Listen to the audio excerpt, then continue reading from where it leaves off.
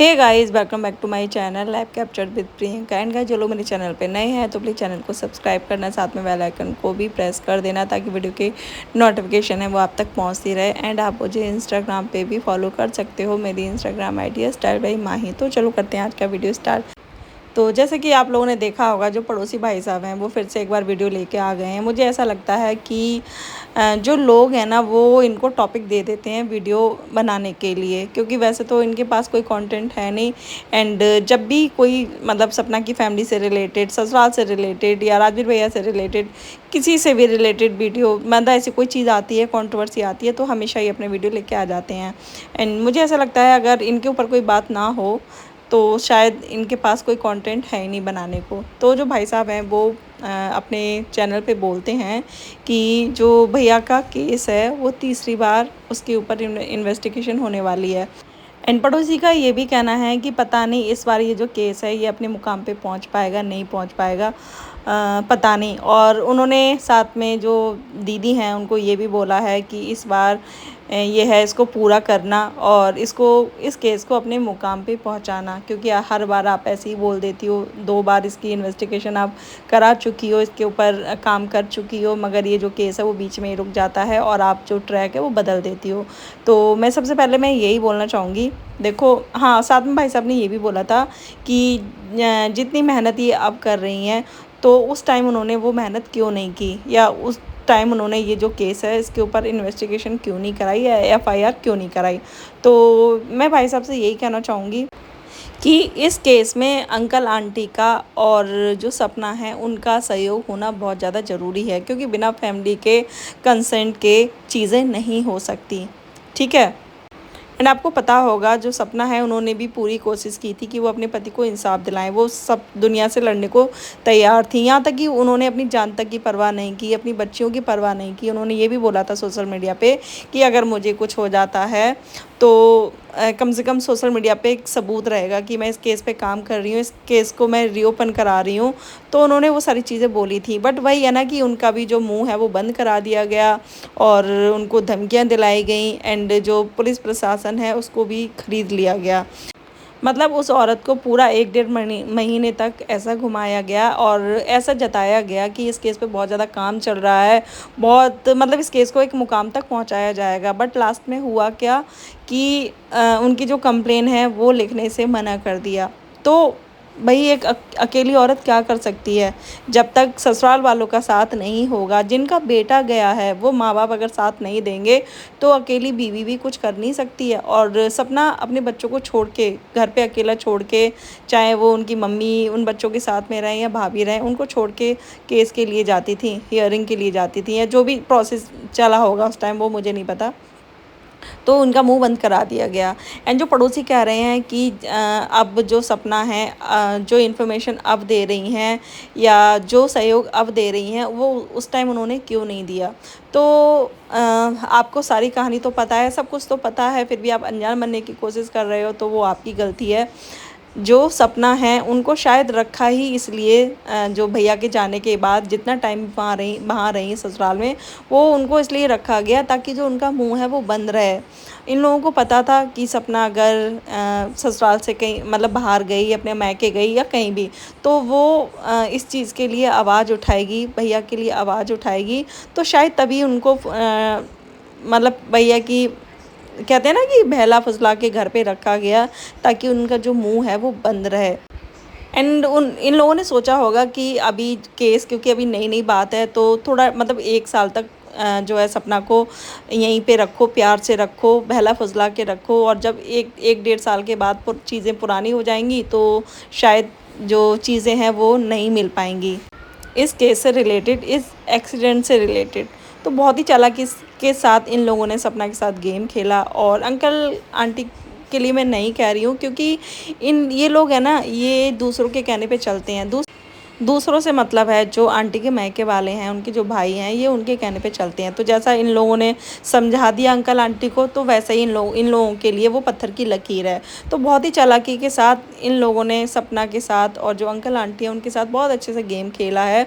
बल्कि जो इनके घर की बर्बादी है वो कहीं ना कहीं इनके जो रिलेटिव हैं वो इन्हीं सबके कारण हुई है।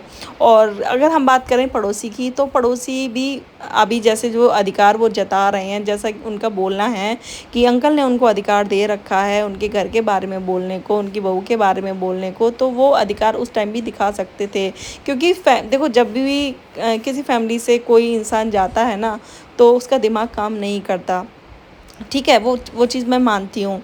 एंड जो लोग कह रहे हैं कि सपना की मम्मी ने मना कर दिया था पीएम के लिए, सपना ने मना कर दिया था, तो सपना तो उस टाइम थी नहीं, सपना अपने मायके में थी और उस टाइम आदमी का दिमाग इतना नहीं चलता। और रही आंटी अंकल की बात, तो आपको भी पता होगा जो सपना के मम्मी पापा हैं या उनके मायके वालों की उनके ससुराल में कितनी चलती है।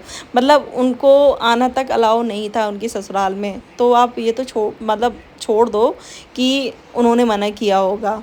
जब भी जो सपना की मम्मी गई ससुराल में सपना से मिलने, तो उनका अपमान कैसे किया गया वो आप पुरानी जो वीडियो हैं उनमें उठा के देख लो।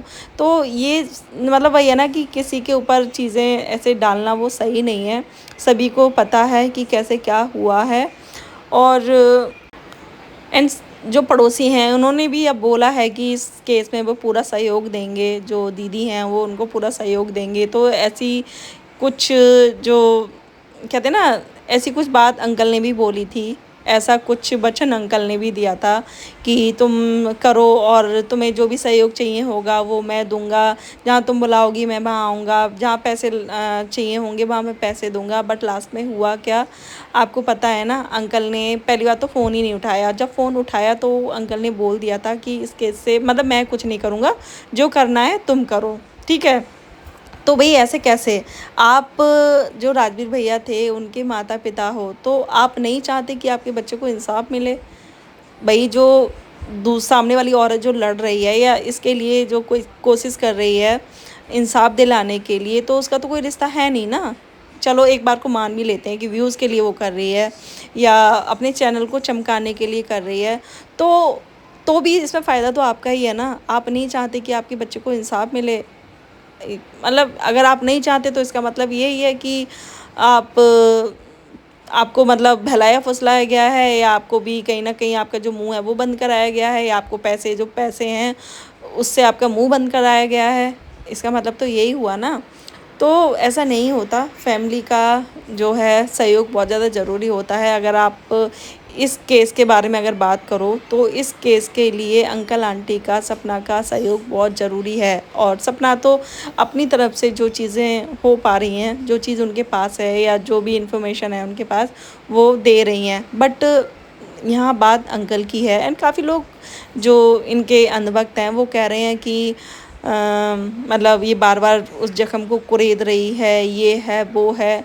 तो कोई भी माँ-बाप के लिए जब उनका बच्चा इस दुनिया से चला जाए, तो वो ज़ख्म हमेशा कहते हैं ना, वो कभी भी नहीं भरता, कभी भी नहीं भरता।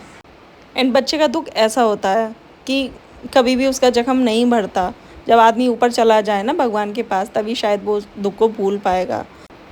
एंड जो सपना और जो राजवीर भैया की जो शादी हुई थी, उस तक का कोई सर्टिफिकेट नहीं है। मतलब उसका अभी कोई मैरिज सर्टिफिकेट नहीं है, तो आप प्रूफ ही नहीं कर सकते कि जो सपना है वो राजवीर भैया की वाइफ थी। शायद इसीलिए जो भैया का पैसा था वो अंकल ने आसानी से निकाल लिया। मतलब जो इंश्योरेंस का पैसा था वो अंकल ने आराम से ले लिया, क्योंकि कोई सबूत ही नहीं है कि जो सपना है वो राजवीर भैया की वाइफ थी। और यहाँ तक कि बताओ, जो बच्चियाँ हैं उनके बर्थ सर्टिफिकेट भी अंकल के पास हैं अभी भी। तो मतलब क्या है इसका मतलब? क्या मतलब है कि आप उन बच्चों का बर्थ सर्टिफिकेट आप जो है अपने पास रखे हो? ये चीज़ समझ में नहीं आती मुझे। एंड जो हमारी चटोरी दीदी हैं, उनका जो लास्ट ब्लॉग आपने देखा होगा, वो उसमें ऐसे ही रिएक्ट कर रही हैं जैसे कि उनको कुछ पता ही नहीं है, कुछ भी पता नहीं है उनको। और जो अंकल हैं वो भी यही चाहते हैं कि जो चटोरी दीदी हैं उनके ऊपर कोई आँच ना आए, उन्हें कोई हेट कमेंट ना मिले। वो भी अपनी बातें हैं वो पड़ोसी के थ्रू रखवा रहे हैं। जो आज पड़ोसी बोल रहे हैं ना, वो शब्द अंकल के हैं, बट बोल पड़ोसी रहे हैं। अब पड़ोसी का ये फ़ायदा है, पड़ोसी को कंटेंट मिल रहा है अपने चैनल के लिए, तो वही है। मतलब गेम यहाँ सब खेल रहे हैं।